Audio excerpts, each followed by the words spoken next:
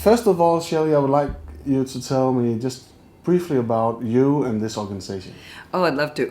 My favorite subject. Is it my favorite subject? Me. And is it, Martin, is it your favorite subject? You. So, and anybody watching this, their favorite subject is, of course, them. So my subject is about hypnosis. And we call it hypnosis because I think we're hip and we gnosis everything. And what we gnosis is that everybody has within them the power to make their life work very, very well.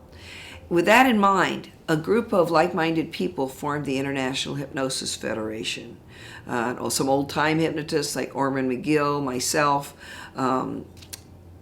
James Wanless, all kinds of, Dick Sutphen was involved, and all kinds of great people started this organization, the International Hypnosis Federation. And the idea was to support the good work of those who do mind, body, spirit, manifesting abundance, and fun. And we feel that fun is really the key to success in no matter what you do, because if it's not fun, who wants to do it, you know? Exactly. And so we try to make our work our play, and we try to plurk, play and work, plurk. And that's our kind of our agenda to make this wonderful dance called life a joy. And so this organization was formed several years ago. Right now, at this moment, we're currently at our It's All About You conference or retreat for mind, body, spirit, fun, and money. And that's what we're doing right here in San Pedro, California. What do you think actually makes the IHF stand out in the crowd of organizations? Is it the fun? Is it the acceptance of everything? You know? We have a lot of sister and brother organizations that we love and we support, and you know we're part of a community of like-minded people. And our unique aspect, I think, is that we're very inclusive. And we invite anyone to come and join us, including non-hypnotists. We have a lot of members who are psychics, or who are intuitives, or who are healers, or who are just downright funny. And we have, of course, the core of our membership are hypnotists, hypnotherapists. And so I think what makes us stand out is we're not just exclusive. There are many organizations I know out there that, you know, you have to have a certain pedigree. We think the pedigree is that you're interested in being your best. And that's your pedigree. And obviously, certificates matter and your training can help. But, you know, let's face it, we're all doing hypnosis all day long. And it's not a mystical, magical thing, although it's tremendously magical and mystical when you get down to the nuts and bolts of it. But hypnosis is everything. And it's all about the suggestions you give yourself on a daily basis. And sometimes people say to me, oh, don't hypnotize me. You know, they're like afraid. But I say to them, you know, you never been hypnotized? They go, no. I go, wow, have you never been in love? They go, well, yeah, I've been in love. Well, buddy, you've been hypnotized. So we want the world to know how to use this tool. And our slogan is changing the world one person at a time. And our belief is that if we can train every person that we meet to master their mind and become a mastermind, then we will change the world. There won't be war. And most importantly, if you learn what hypnosis is, then you have a defense against being inadvertently hypnotized by politicians, by advertisers, by those who want to manipulate you to have you do their callings or pay them money or whatever their agenda is. So we are on a mission, and it's a mission possible. Looking back on not only the whole career you got, but also building that organization. Because one of the reasons that I want to do this interview is definitely because maybe IHF is not that well known in Europe, and I definitely want that to be, you know, something that happened. And what were the biggest challenges? Shelley suddenly standing there with the idea, I wanna create this organization. What were the biggest challenges back then? Well, it's funny how we even started our organization, because we started our organization inadvertently almost. We fell into it. Ormond McGill and I had talked for a long time about starting an organization that would support spiritual work, would support people's raising their consciousness to be an enlightenment-oriented hypnosis.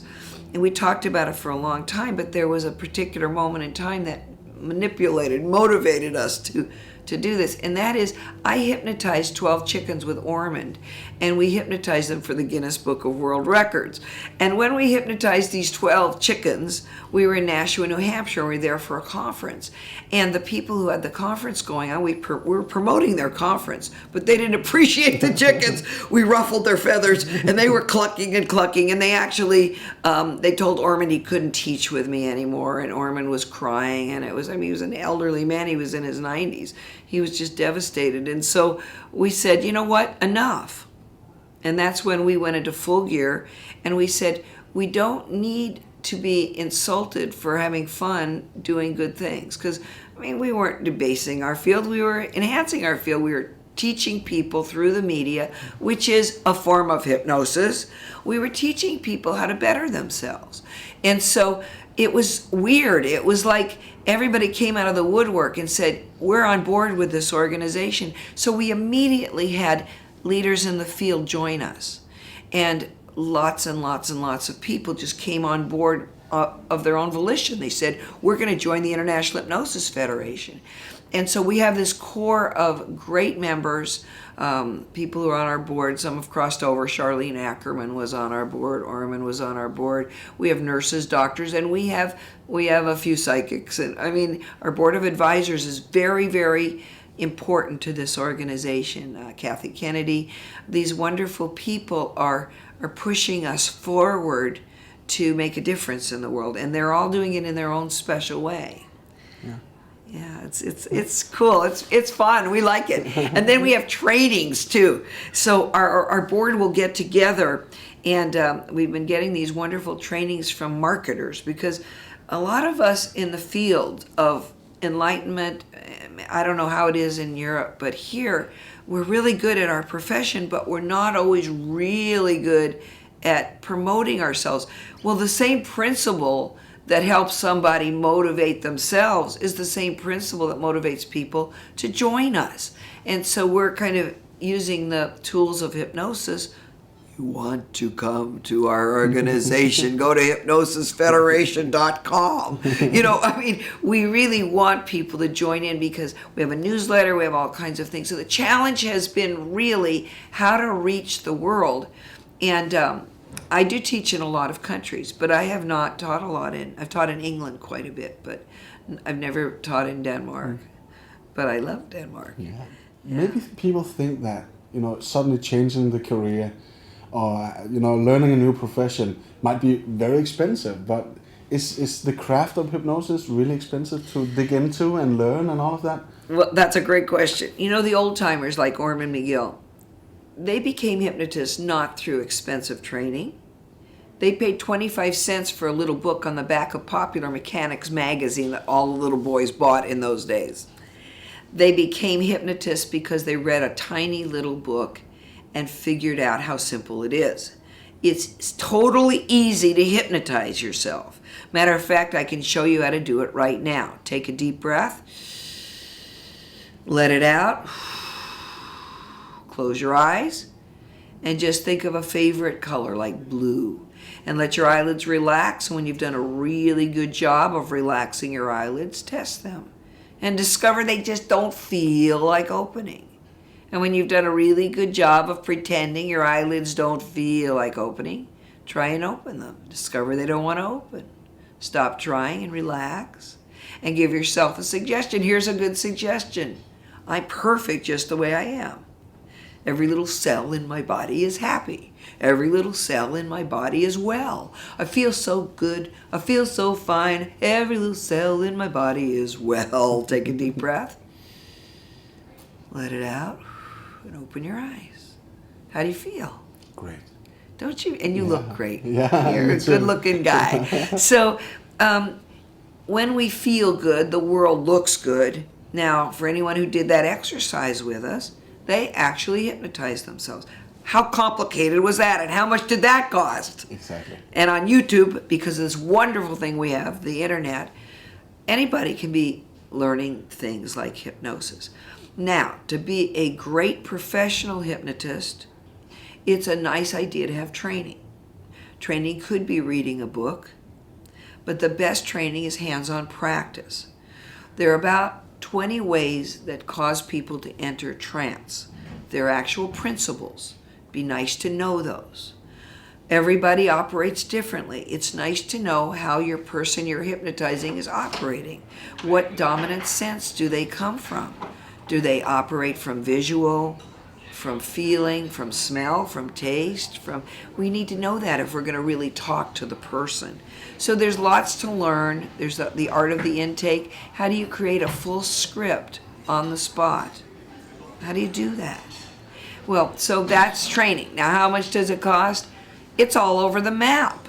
The International Hypnosis Federation and their instructors, we try to keep it extremely reasonable. So in US dollars, let's say somebody wants to be trained as a hypnotherapist, it usually comes to about $3,000. And that's for weeks and weeks of training, including their books. For some organizations, they'll charge as much as $30,000, $50,000 for the same training. Probably not as good, I will add. But it's all over the map. So the question is, what will the market bear? And a lot of people are very money oriented, so they're going to charge a lot of money, and they come from the philosophy that the more you pay, the more you value it. That's true. It's true philosophy. I personally would like to teach as many people as possible, and I'd like to give it away, and I'd like to train professionals so they do their job with pride and dignity, and they're respectful of the laws and the person, the person they're hypnotizing. And what do you think, looking back in time, there's always been these misconceptions about hypnosis. You met them, I know, I've met them all over, but do you feel... Maybe it's just me, I don't know, but I do feel a change. There's some kind of things happening around. People are like opening up way more. Yes. Do you think it's like it's getting even more acknowledged, or there's a lot more respect around the subject hypnosis? Or what is your perspective of this idea? Well, certainly, I've been doing this over 35 years, and certainly in the beginning, I remember I was speaking to a group of men, and I was the only woman in the room, and I was talking about hypnosis, and this fellow said, "Don't you feel like you're swimming upstream?" And this was like over 30 years ago. And I said, "Yeah, but you know what you get to do when you swim upstream at the top?" And he said, "Yeah, but then you die." And then I said, "What a way to go." Because the truth of the matter is, it was swimming upstream because of our bad press. Look into my eyes, I'm my power. There was all that nonsense. And, I have a list in one of our newsletters I just recently put out, had a list of all the movies that panned hypnosis, but the truth of the matter is we're highly manipulatable. We can be manipulated. We can be manipulated. So even though the movies did us harm in terms of the mystique of hypnosis, the truth of the matter is we are hypnotized all the time, and sometimes it's not a good thing. Hitler hypnotized people. We hypnotize people to go to war. We take a farm boy who's a really nice kid who grew up loving his family, loving people. We immediately induct him into some service or other. When we brainwash him, we hypnotize him or her to go kill people, which is not the way they were raised, not who they were. And now they are somewhere in some foreign country with some weapon killing some stranger who has the right to life just like they do. And it becomes a very sad kind of hypnosis for me. Yeah. We're hypnotized to buy products we don't like or don't need. We're hypnotized to look ways that we don't necessarily, doesn't flatter us. Like the universal costume is blue jeans. I think people look cruddy in blue jeans.